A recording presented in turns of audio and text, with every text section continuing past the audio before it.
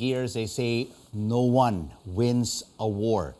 This exhibit highlights the widespread loss and grief that comes with it through photos and everyday objects from the aftermath. The International Committee of the Red Cross opened the War in Cities exhibit in Fort Santiago, Intramuros, to show the effects of military fighting, including the 2017 crisis in Marawi. Let's learn more from ICRC's head of delegation, Boris Michel. Boris, thank you so much for joining us. Before we get to this exhibit, it is also part of the commemoration of the International Humanitarian Law Month.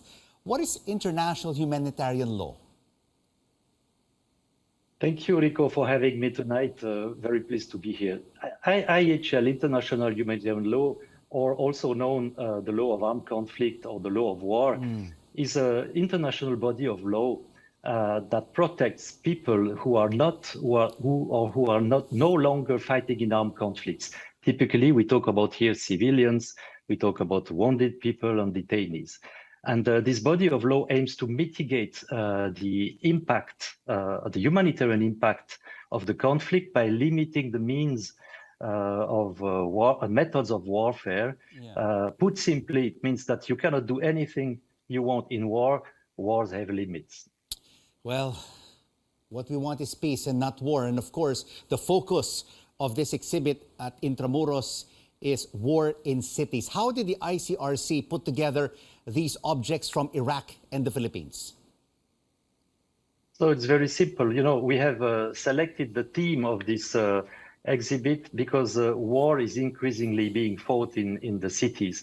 And urban warfare is affecting nowadays around 50 million people in the world. And the trend, unfortunately, continues as more and more people are moving into the cities. So we wanted to tell actually the story of war from a different perspective. We very often in the museum see, and we are being told about war, we see flags, maps, uniforms, we hear and we read about defeats and victories. But this time we wanted to do it through everyday objects belonging to civilians who had to flee because of the conflict, who suffered from war, because their story are so important to all of us and are so compelling. And it's just about simple people we wanted to talk about. And among these war objects in the exhibit, Boris, which ones had the most impact on you? We just saw it on the screen. I think the image of the teddy bear, of the doll, of the bicycle wheel relate to children. And you know, myself, I have children and I would not like to be trapped in a conflict in my city and have to flee and leave all these objects behind. And there was another one which I found very moving. It's this Quran, which was found in a destroyed library, beautiful, covered in dust, because it relates to heritage. It relates to culture, which must be protected, and it relates to religion, which I think must all be respected in conflicts. And Boris, there are quite a number of objects from the Marawi conflict, and it has already been 5 years since. Can you share with us how are residents now? Are there still families looking for their loved ones? Yes, absolutely. As you know, the 5-month conflict in Marawi left devastating and durable effects on the people, on the population. And if in some parts of Marawi city now we can say that life is back to normal, it's not the case everywhere. So we can say that a few families have returned to the most affected areas in Marawi, which was heavily destroyed. But many others have received from the government and from organization permanent shelters. Some others still remain in transitory sites throughout the city or stay with relatives in other towns around the lake. But it's important to state here that many families are still looking for their missing people.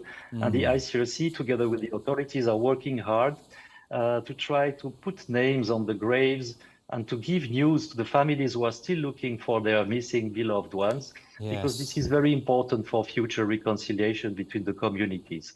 And there are, you know, some SMS hotlines that people can call throughout our offices in Mindanao, where ICRC can listen and provide and extend its hands. So Boris, will this be a traveling exhibit to reach out to more people to convey the message that armed conflicts have no place in our world? Exactly. We have to convey the message that each and every of us can do our part to better protect humanity by upholding the rules of war. And I think this is not only for the politicians and the diplomats to do so, but it's for everybody, simply, for example, by coming and visiting the exhibit up to the end of August in Fort Santiago. The bottom line, Boris, authorities must encourage and reinforce respect for international humanitarian law in all situations. Thank you so much for joining us on The Final Word, ICRC Head of Delegation, Boris Michel.